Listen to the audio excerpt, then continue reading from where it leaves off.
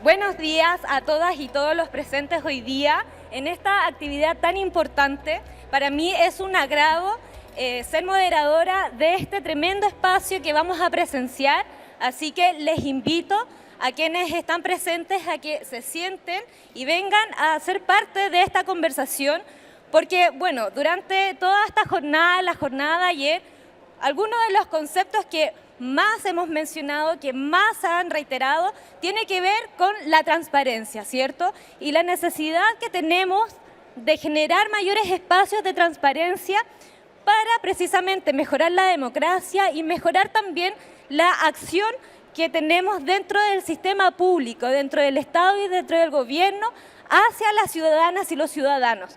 Porque a través de mayor transparencia también podemos tener mayor y mejor participación de distintos actores y así mejorar también la calidad de los servicios que entregamos a la ciudadanía. Es por eso que este tremendo panel, así como también lo presentó hace poco rato el presentador, vamos a tener una conversación donde vamos a hablar del estado de hoy día de Chile, en el que se encuentra la transparencia.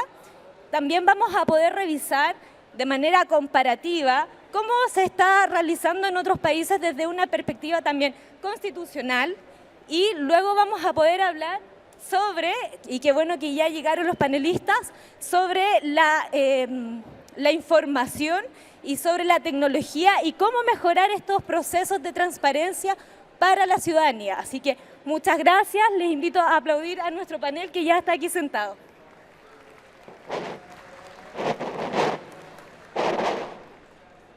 Mariol Virgili, ¿cómo estás? Mariol hoy día tiene una presentación y que nos va a hablar con respecto al estado de la transparencia hoy día y las cosas que se han hecho. Con esto vamos a poder introducir a esta interesante conversación. ¿Estamos listas, Mariol? Sí. Comenzamos. ¿Quién lo va a correr? Buen punto. Vamos a ir diciendo y producción nos va ayudando con el cambio de las diapositivas. Ah, ya está, ahí ya lo veo.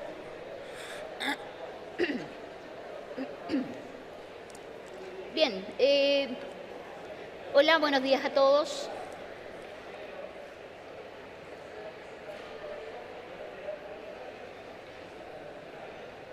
Cuando me invitaron a este evento, lo primero que me pregunté, y le pregunté a la persona que me invitó, ¿quiénes serían el público objetivo? ¿Ya? Porque uno siempre cuando lo invitan de panelista, ¿cierto?, piensa para quién tiene que preparar la información. ¿Ya? Entonces me pareció simpático. Yo trabajo la línea de transparencia en general, en forma transversal. Me pareció simpático pensar en qué le interesaría a ustedes saber acerca de la transparencia. ¿Ya? Obviamente, relacionado con las compras públicas. Entonces, así, ¿sí?, pensé primero en un concepto, ya en el concepto general que uno tiene acerca de lo que es la transparencia, que se adecúa a cualquier tipo de transparencia. ¿Ya? Y cuando uno piensa en la transparencia, por lo general, piensa en algo que uno puede ver de un lado hacia otro. ¿Ya? Y el concepto universal considera dentro de esta transparencia la apertura, la claridad y el tener acceso a información. ¿Ya? Los tres juntos, porque uno puede tener acceso a la información, pero puede que esta información no sea transparente, ¿ya? Y es lo que sucede muy comúnmente. Entonces, pensando en eso, me hice varias preguntas y mi trabajo quedó así.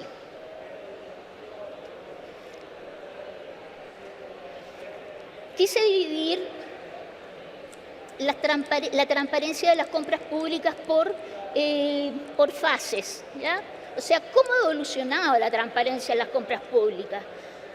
Y yo que siempre digo que soy una privilegiada porque me tocó vivir los cambios en la modernización del Estado y ver cómo se llevaban de la oficina, yo era funcionaria pública, cómo se llevaban la máquina de escribir y llegaba la computadora, por ejemplo. Y pensando en eso, partí y yo dije, desde antes, desde el stencil, desde el papel. Entonces, partimos en la evolución con una fase analógica, donde trabajamos con documentos en papel. Luego de eso, comenzamos a trabajar ya en forma más ordenada y empiezan a llegar otras metodologías. Así tenemos procedimientos, por ejemplo, y luego comienza a regularse. No sé si ustedes se acordarán ya de los años 90 en adelante, ¿cierto? Comienzan a llegar todas estas leyes, dentro de ellas la ley de transparencia, compras públicas y muchas otras que hoy día son parte de nuestra familia, ¿ya? Luego pasamos a una fase digital, llega el Internet, el Messenger, etcétera, y comenzamos a digitalizar. Llega el Chile Compra, ¿ya? Que antes de ser Chile Compra era Compras Chile. Primero Compras Chile, después Chile Compra, después Mercado Público hoy día, que ya la mayoría de las personas conoce y trabaja. ¿Ya? Después de eso comienza a llegar y a crecer la familia y nos vamos hacia la inclusión con lo que es la participación. Y comienzan a incluirse al ciudadano dentro de todos los procesos de compras. Ahora, la transparencia de las compras públicas va a incluir desde el inicio, ¿ya?, del proceso hasta que termina un contrato, digámoslo así, ¿ya? Entonces, ahí yo dije, pero ¿cuáles son las principales virtudes de las compras públicas? ¿Ya? Y también lo pensé al revés, ¿ya? ¿Cuáles son las principales virtudes de la transparencia de estas compras públicas? Y lo pensé al revés. Yo dije, si no tenemos transparencia, y lo que todos pensamos, hay corrupción, ¿cierto?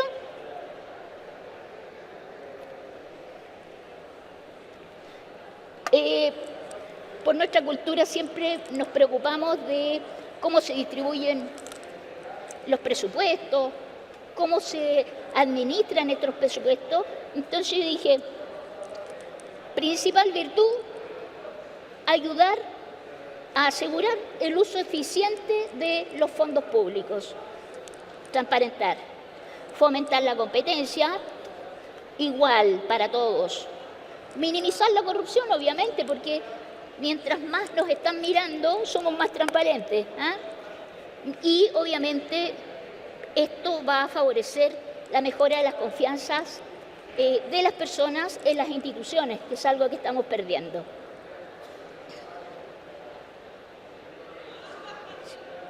Sigue el siguiente. Bien, después de eso yo dije, bueno, nos interesa saber cuáles son las virtudes, pero también cómo podemos medir esta transparencia, ¿ya? Y para eso hay muchos mecanismos que tal vez nosotros no nos damos cuenta que son mecanismos, ¿ya? Y que los tenemos ahí. Y nos preocupamos y estamos pendientes de lo que dicen los medios, ¿ya? Y no nos damos cuenta de que ese, por ejemplo, es un ejemplo de mecanismo de transparencia, sobre todo en lo que son las adquisiciones. Dentro de eso hice un listado, ¿ya? Y consideré publicación de licitaciones, por ejemplo, criterios de evaluación, registros públicos, los procesos que están siempre publicados, las auditorías en las páginas, por ejemplo, todo esto pensando en transparencia activa, ¿ya? Y lo que uno encuentra en todas las páginas web de los servicios públicos, mecanismos de denuncia, tiempos de respuesta, o sea, pensando ya en una transparencia pasiva, la participación ciudadana, si es realmente de papel o no. Y después yéndonos más a lo serio, más a los estudios, y para quienes estudian ya resultados de indicadores, otra forma, y que se está dando mucho, es los indicadores, los índices de transparencia focalizada en distintas áreas, ya los rankings y obviamente el análisis de datos y toda la apertura de datos que hoy día está en boga, ¿ya?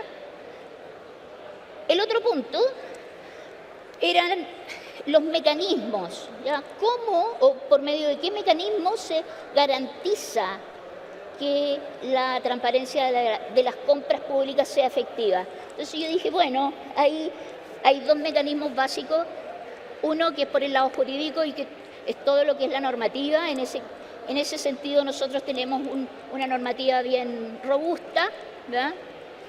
Con la ley de compras públicas, con su reglamento, la ley de transparencia, su reglamento, y además somos culturalmente tan preocupados, ¿ya?, de que no hayan actos corruptos, que en cada ley siempre se menciona estos puntos, ¿ya? Ahí pasa a entrar en juego la rendición de cuentas y cómo el ciudadano está pendiente de que exista esta transparencia y la exija. Y obviamente la fiscalización.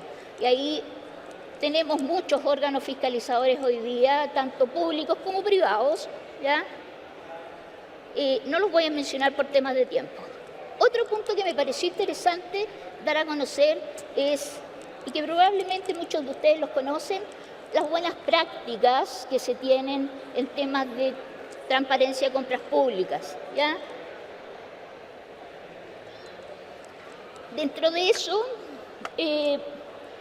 las mejores, de acuerdo a mi criterio, son las que yo seleccioné, y ahí consideré 3 de la Fundación del Observatorio Fiscal, ¿ya? El Red Flag de compras públicas, el Observatorio de Compras y post pandemia, ¿cierto? Compras relacionadas con COVID, ¿ya?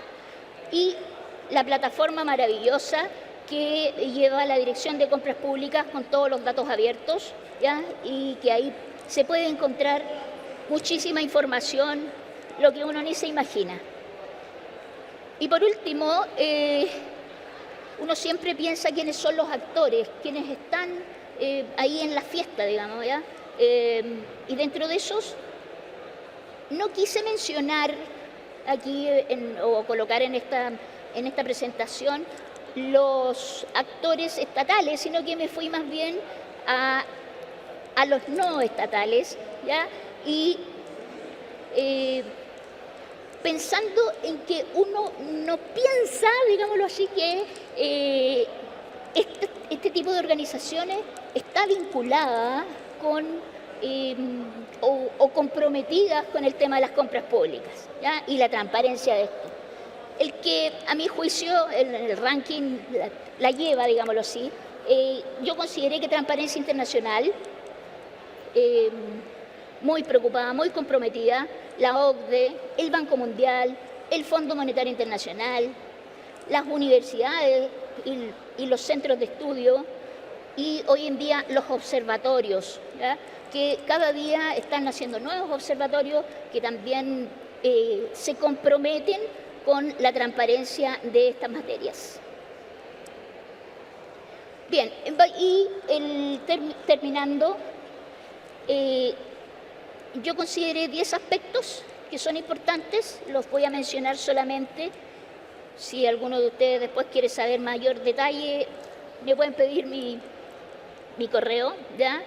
Dentro de esos, los 10 aspectos que yo consideré para tener una mejor visión o más completa del tema de la transparencia de las compras públicas son, por ejemplo, los mecanismos de supervisión, ¿ya? Todo lo relacionado con el uso de las tecnologías, el impacto que tiene la transparencia en la corrupción, la participación ciudadana, la elaboración de políticas públicas y sus regulaciones. ¿Cómo se practica esto ya? ¿Cómo es el acceso a la información? ¿Qué tan efectivo es la implementación? ¿Cuál es su costo-beneficio de implementarlo? ¿Ya? Y proyectar la transparencia a otro nivel, hoy día, no sé, utilizando todo esto en conjunto, ¿ya? Hay muchas otras materias, este es un tema muy amplio, que en 10 minutos es como flash, pero hay mucha información. Al que le interese lo puede encontrar fácilmente en la red, ¿ya? Mis colegas ahí van a complementar alguna otra información respecto de esto, que es más o menos lo general que yo quise resumir relacionado a la transparencia en las compras públicas.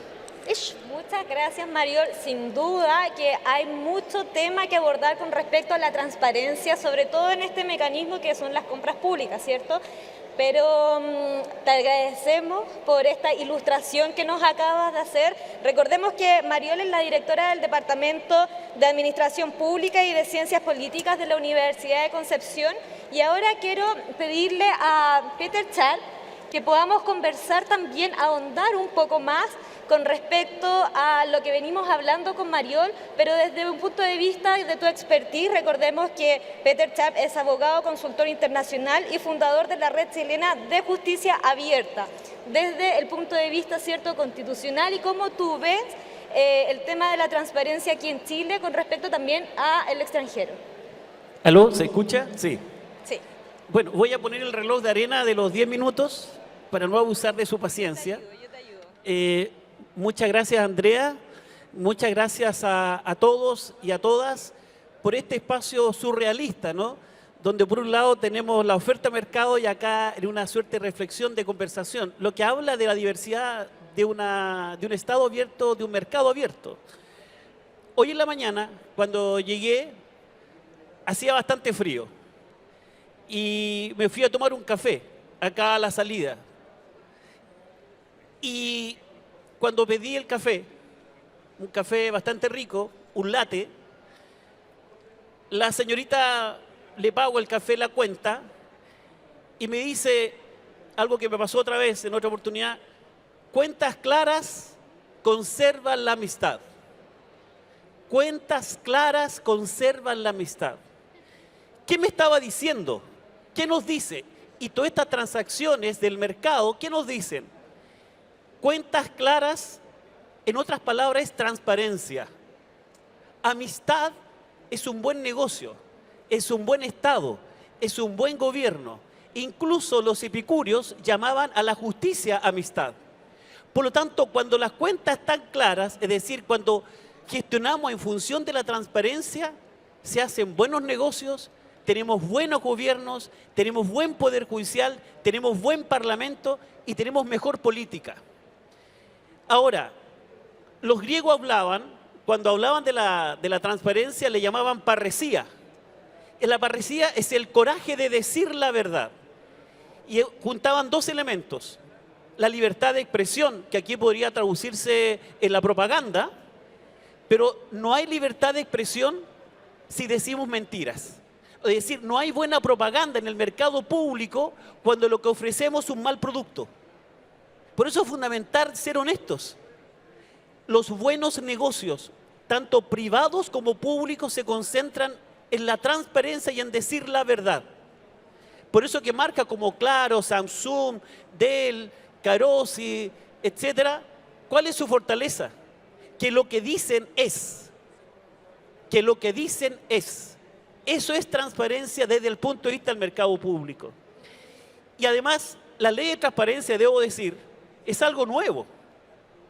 La primera ley de transparencia sueca fue de 1766, pero transcurrieron más de 200 años para que en América Latina tuviéramos la primera ley de transparencia en México del 2002. Es decir, durante 200 años los ciudadanos no tenían acceso a la información pública. Vivíamos en una suerte de república, pero monárquica todavía. En Chile tuvimos recién la ley de transparencia en 2008, que entró en vigencia en abril del 2009. Pero tampoco fue una ley de transparencia gratuita. ¿Ustedes saben cómo surgió la ley de transparencia y el Consejo de la Transparencia en Chile? Producto de una sanción internacional. El caso Claude Reyes versus Estado de Chile, que al final se resolvió en la Corte Interamericana de Derechos Humanos. Es decir, no fue un acto gratuito, porque las leyes de transparencia en gran parte y en toda América Latina han surgido producto de la presión de la sociedad civil. No es un acto gratuito, porque quien tiene el poder en todo sentido, le cuesta compartirlo y por lo tanto le cuesta compartir la información. Ahora, siguiendo con el relato de Mariol, ¿qué es la transparencia? La transparencia tiene 4 caras. La primera es un mecanismo de control ciudadano. Es decir, una vez que sabemos la información que maneja el Estado, podemos controlarlo mejor. Las agendas, los presupuestos, podemos controlarlo mejor. Es un mecanismo de control. Segundo, la transparencia es un instrumento, es decir, es un derecho de llave. La transparencia es una gran llave que abre muchas puertas ambientales, de inversión, en materia de derechos humanos, en materia de tribunales de justicia, en leyes. Es un derecho de llave. Una tercera cara de la transparencia es que es, por definición, un principio del Estado abierto. Estado abierto que Chile inauguró el 11 de mayo en la mesa de Estado abierto para hacer de Chile un Estado abierto que aún nos falta mucho que recorrer. La instalación de la mesa no quiere decir que tengamos un Estado abierto. La instalación de la mesa significa que tenemos todavía un Estado cerrado. Ojo en esto. Por tanto, el camino que nos queda es de un verdadero peregrinaje, como fuera la ley de transparencia. Y en cuarto lugar, y lo decía también alguien de la OCDE en la mañana, y lo dice Naciones Unidas, la transparencia se entendía como un derecho a la información. Y el derecho a la información es entendida como un derecho humano. Por favor, no olvidarlo. El acceso a la información pública, el acceso al entorno, hoy es un derecho humano. En consecuencia, cuando el Estado niega información pública, no solo se está vulnerando la ley de transparencia, la 20.285, no, es mucho más que eso. Se está vulnerando un derecho humano. Se está vulnerando un derecho humano. Esos 4 elementos son fundamentales. ¿Cuál es el arraigo de esta ley? La Constitución actual, vigente, y seguramente las que vienen lo tendrán también, eleva a rango constitucional el artículo 19, número 12, el principio de la transparencia. Pero además de eso, han habido varios instructivos presidenciales, ya el 2000, el instructivo número 30, que obliga a lo que los servicios públicos implementen políticas de transparencia. El instructivo del 2006 obliga también a tener transparencia activa. El instructivo del 2008 obliga a los servicios públicos a rendir cuenta a la ciudad, al pueblo, a la ciudadanía, a rendir cuenta de su gestión. Y el último, el instructivo del 2012, también obliga a todas las instituciones del Estado a publicar sus datos. Y aquí, y con esto, no, me quedan todavía 4 minutos, quiero decir y relevar un poco qué entendemos por la transparencia. Si uno tuviera que decir, bueno, la transparencia está definida en el artículo 4 de la ley 20.285, ley de transparencia. Está el artículo 11 y 19, número 12 de la Constitución. Está el artículo 13 de la Ley de Base de Administración del Estado. Está en muchos documentos. Pero quiero tratar de simplificar esta figura. Hay un fallo emblemático de la Corte Interamericana de Derechos Humanos. Y se trataba de unos familiares que buscaban a una persona que había desaparecido. Está ocurriendo en México, en Guatemala. Ayer la misión, ¿cierto?, de búsqueda de personas desaparecidas en Chile también. Y este fallo es del 25 de noviembre del 2000. Y este es un fallo atómico. ¿Qué dice este fallo?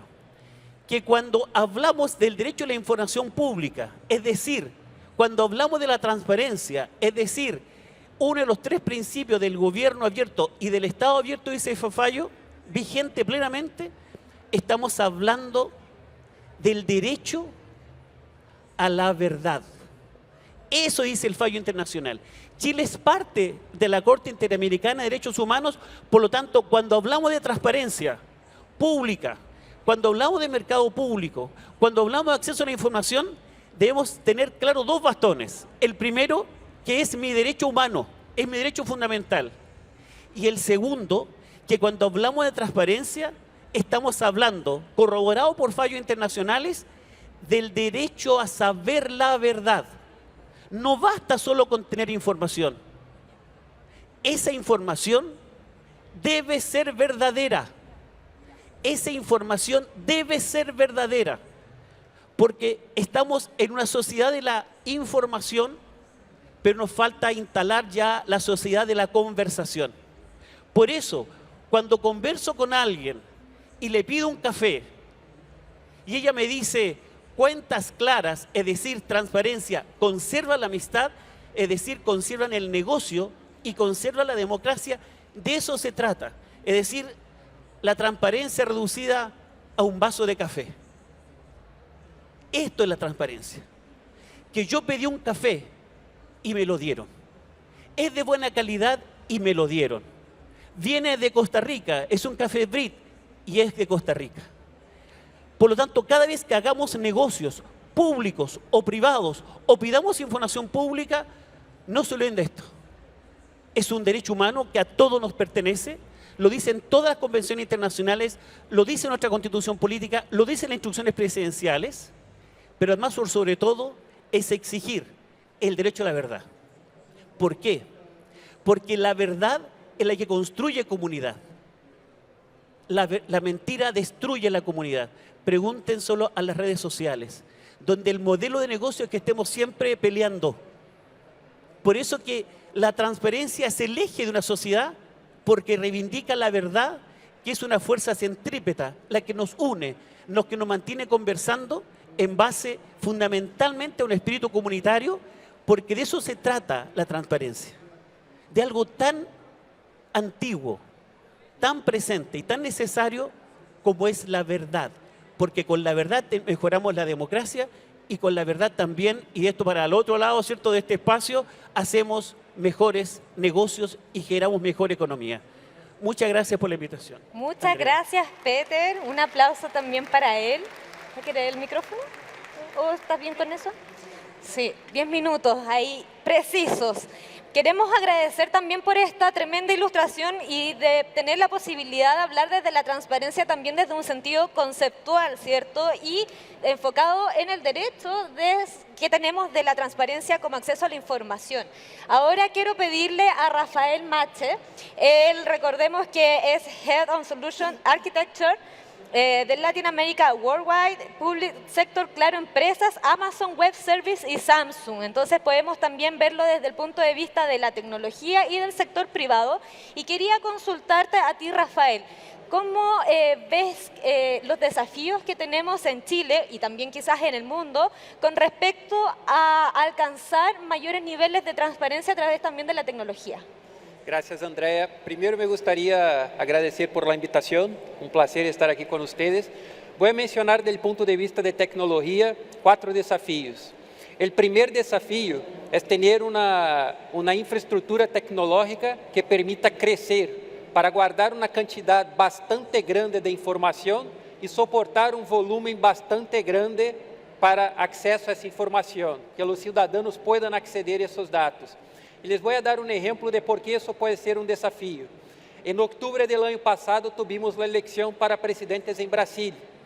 E o governo de Brasília, para dar mais transparência à eleição, decidiu abrir os dados dos resultados preliminares, de uma forma que qualquer cidadão poderia ter acesso aos resultados preliminares, praticamente em tempo real, para que pudessem nascer as análises que queriam nascer.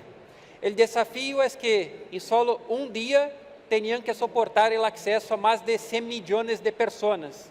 Y eso requiere una infraestructura tecnológica que es bastante grande. Entonces, en lugar de intentar comprar una infraestructura tecnológica, en lugar de intentar armar un centro de datos que sería utilizado por prácticamente un solo día, lo que hicieron fue utilizar los servicios en la nube de AWS para poder soportar esa cantidad de usuarios.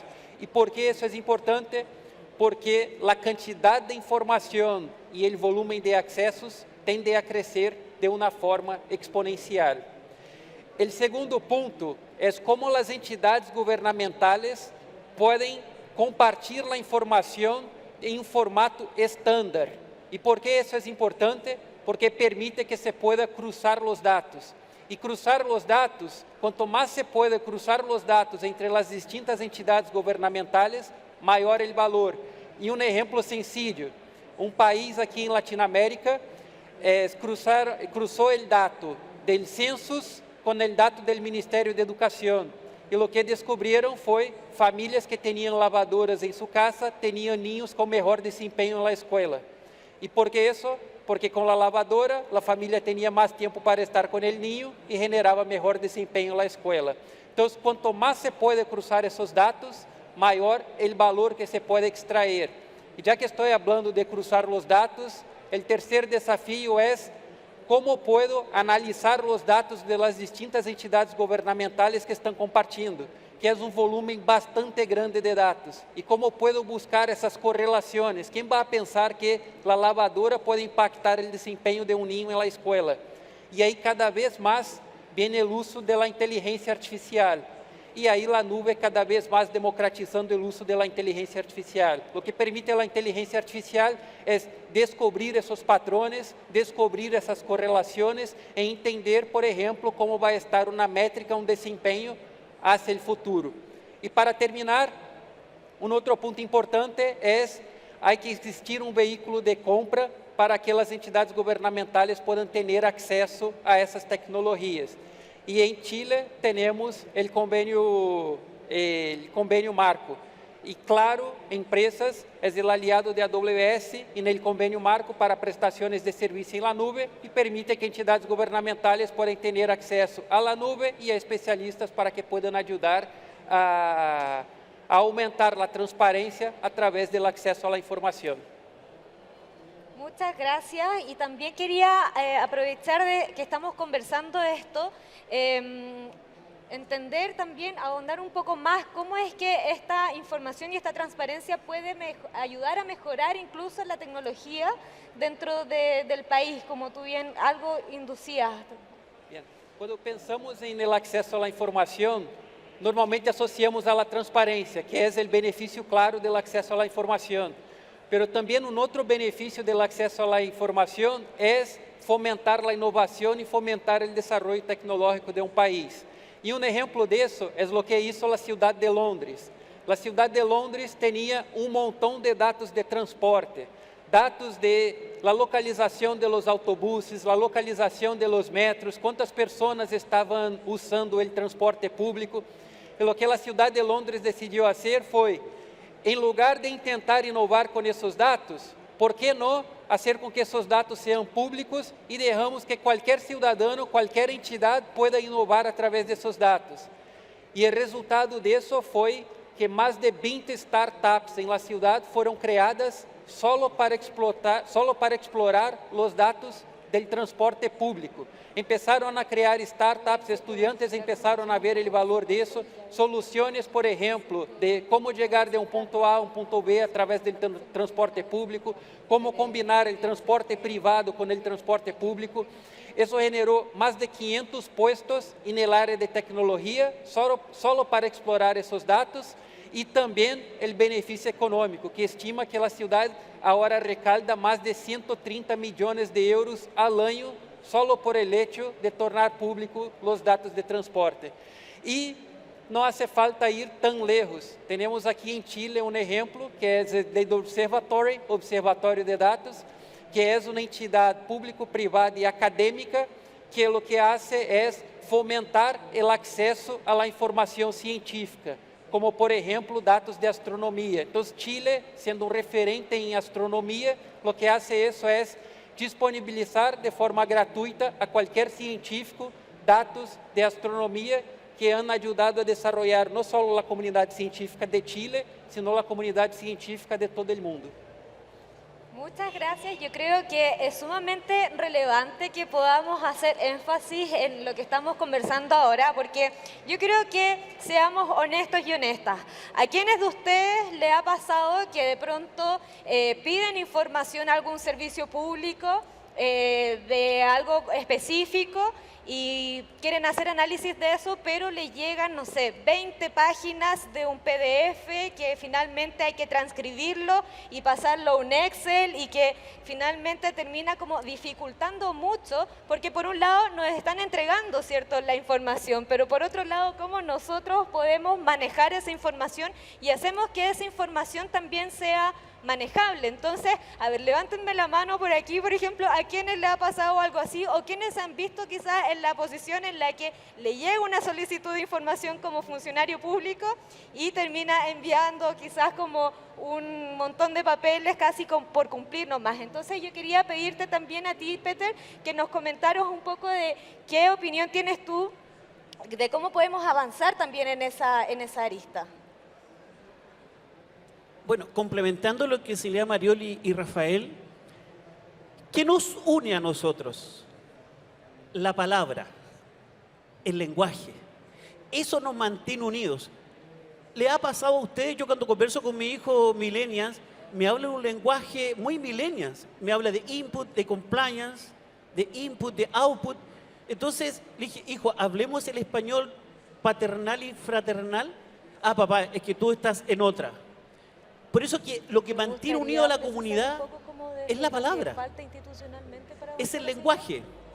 Por eso que dos elementos claves. Primero, en Chile, como en el resto de América Latina y el Caribe, toda información generada con recursos públicos es pública. La regla general es que todo debe ser público, salvo dos excepciones. La protección de datos personales, que hay leyes que la regulan, y cuando esa información es estratégica para la seguridad nacional, y eso lo define cada gobierno, o el interés general. Son las únicas dos excepciones. Y solo una ley de quórum calificado podrá calificar una ley, ¿cierto?, o información como secreta. Pero además de eso, como hacía la observación Andrea, que esa información pública debe ser legible. Porque a ustedes le pueden pedir información al Estado, y el Estado le entrega unas planillas Excel que tienen que contratar a alguien para que se las traduzca. Esta información viene sin traducción. Debe ser el lenguaje claro, el lenguaje llano. Al pan decirle pan y al vino decirle vino. De eso se trata. Y voy a citar un ejemplo, que esto ya no es solamente una cuestión doctrinaria. Hay un fallo del año 2010, fallo Fernández Ortega versus Estado de México, fallo vigente que se aplica a todos los países, incluso a Chile, donde un tribunal dicta una sentencia redactada perfectamente en lenguaje técnico y jurídico, pero la persona condenada era una mujer maya, de apellido español Fernando Ortega. ¿Qué hizo la Corte Interamericana? Al ver que la persona no entendía el lenguaje, no entendía el idioma, muy simple, lo declaró nulo, de nulidad absoluta, porque la importancia del dato es que es valioso cuando lo entendemos. Si no lo entendemos, vale cero, cero. Solo vale el ego de quien lo emite. Pero también pasa en el Poder Judicial, en la tecnología, que no nos vendan cierto chancho por liebre. Queremos una liebre, no queremos un chancho. De eso se trata. Cuando hablamos de la transparencia como derecho a la verdad, como un derecho humano, implica que esa información será transparente y verdadera cuando la podamos entender. Los mexicanos hablan acá de la doctrina del derecho a comprender. Ya no basta con el lenguaje claro, sino que sobre todo el derecho a comprender. Ahí se construye ya un ecosistema de transparencia y de Estado abierto. No nos confundamos. Toda la información es pública, salvo excepciones, y la información nos pertenece a todos, pero sobre todo se construye el lenguaje que podamos entender, reivindicando el derecho a comprender, porque lo que nos une es la palabra. Y mientras más clara la palabra, mejor nos podemos comprender y poder construir colectivamente. Muchas gracias, Peter. Y bueno, quería preguntarle también a Mariol, quizás podemos ahondar un poco más sobre los desafíos institucionales que tenemos a futuro para poder avanzar no solamente dentro de este concepto tan importante que transita desde el derecho a la información al derecho a la comprensión y también al poder utilizar, ¿cierto?, esta información de manera que podamos mejorar los sistemas, el mismo servicio público y también la tecnología. Mariol. Bueno, pensando en ello, me voy hacia me oriento hacia lo que es la educación. Yo creo que, no sé, soy una convencida de que en la medida en que tengamos o nos interesemos y nos impliquemos más en nuestras reglas, digamos, en nuestras normas, vamos a poder conocer más. Hoy día todos estamos concentrados en estos aparatos, ¿cierto? Trabajamos por estos aparatos y encontramos toda la información aquí, pero no nos preocupamos del sentido o cómo podemos participar nosotros de la realidad in situ. Y con respecto a eso, obviamente yo recomiendo, ¿cierto?, que en temas de transparencia de compras públicas nos interesemos en conocer más la normativa y cómo podemos involucrarnos por medio de la participación en los procesos, y que vaya más allá de las tecnologías, porque hoy día tenemos mucha tecnología, pero mucha pantalla, digo yo, pero poca acción y poca participación directo. Yo creo que eso habría que fortalecer y además de eso, preocuparse, como dije al principio, de conocer, educar y no quedarnos en leyes que quedan sin leer, porque todos tenemos, no sé, la ley cuando se publica es conocida por todos, ¿no? Peter, la publicación. Pero conocida dónde, conocida cómo, qué derechos tenemos ahí, cómo vamos a participar ahí, ¿ya? Y no encerrarnos solo en los sistemas, sino que sacarles provecho, pero con conocimiento, ¿ya? Eso, cerrándolo, educación ciudadana en temas de transparencia es la clave para mí. Muchas gracias, Mariol, y estamos de acuerdo. Y para ya ir cerrando, también preguntarle a Rafael, algunas palabras de cierre para que vayamos cerrando esta idea tan interesante y también ir promoviendo esta invitación que ya comenzamos a hacer a los funcionarios y a las funcionarias públicas aquí presentes, a dejar de entender quizás la transparencia como un acto burocrático, un acto administrativo, ¿cierto? Y empezar a verlo como una herramienta que puede contribuir a transformar nuestra sociedad. Bien, Andrea. Hay una institución sin fines de lucro que se llama Open Data Institute. Y esa institución sin fines de lucro tiene un indicador que mide cómo está cada país en términos a datos públicos. Y una cosa interesante es que alrededor del mundo, de la información que debería ser pública, el Open Data Institute estima que solamente 7% de la información todavía está publicada.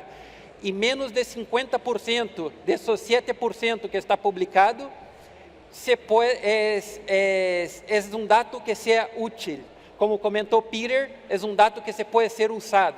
Entonces, todavía hay un potencial gigante en explorar los datos para traer más transparencia, para traer más desarrollo tecnológico, un montón de beneficios que todavía están por ser explorados. Entonces, aquí la invitación es empezar a pensar en políticas, en cómo se puede aumentar el desarrollo del país, cómo se puede aumentar el desarrollo tecnológico, pensando en cómo publicar esos datos que todavía están guardados y que todavía es bastante complejo tener el acceso. Muchas gracias, Rafael. Y ya para ir cerrando este panel, quiero invitarles a, si es que quieren agregar algo más nuestros panelistas, para ya dar fin al panel de hoy día. Primero, agradecer la paciencia que han tenido de hablar un tema tan importante y aparentemente a veces no tratado en profundidad. Yo les quiero preguntar a ustedes si sienten, más que percibir, si sienten que Chile, tanto en lo público como en lo privado, tiene un ecosistema de transparencia en que hablamos con la verdad. Por favor, levanten la mano quienes creen que es un Estado o un mercado que habla con la verdad y con la transparencia. Por favor, levanten la mano. Quienes sí creen, son Quienes poquitas sí creen. las manos que están Sí. levantadas. ¿Y quienes Bien. no creen? Quienes no creen, ¿Quiénes no creen? Ah, ya. entonces, Mayoría. producto de esta respuesta, esta conversación ha valido absolutamente la pena y la alegría. Muchas gracias. Muchas gracias, Peter. ¿Ofrecer palabras al cierre o estamos listos? Muchas gracias a todas y todos ustedes por acompañarnos en esta conversación.